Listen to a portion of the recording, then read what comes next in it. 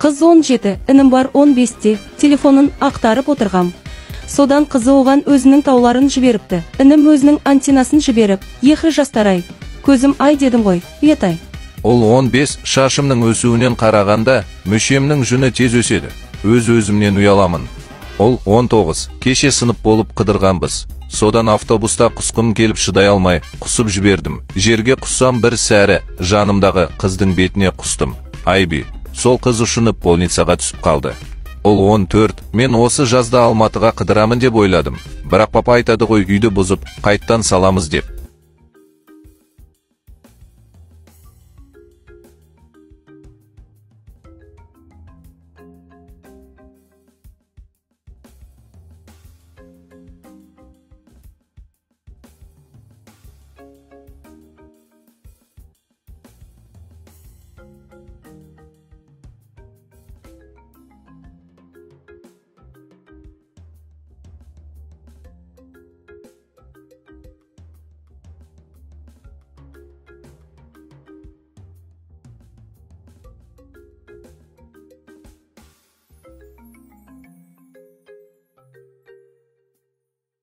Қыз 16.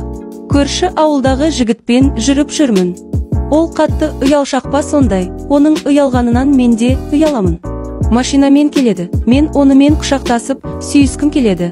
Жігітім болған соң бірақ, ол қатты ұялшақ. Мүлдем жақындап көрмеппіз бір-бірімізге, кеше бетінен сүйгізді. Мен соның өзіне қуанышты болып тұрмын.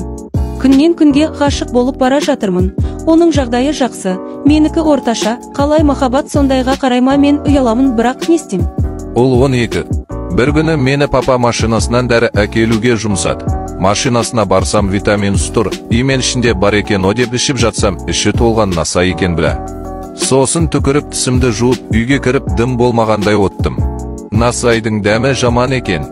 Итоп, папаларыңның машинасынан бір нәрсе жеп ішер кезде қарап көріп ішіңдер. Ол 21.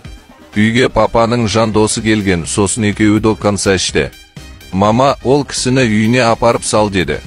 Содан апарайын деп көлікке алып келдім. Жетектеп, көлікке отырмай зайбармасы барма.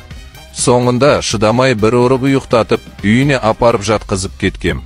Таң азанымен келіп тұр, көзі шарасынан шығып кеткен.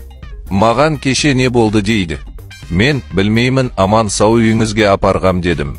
Біле білсе, есіне түссе не болады екен. Ол кісіден емес, пападан ұят.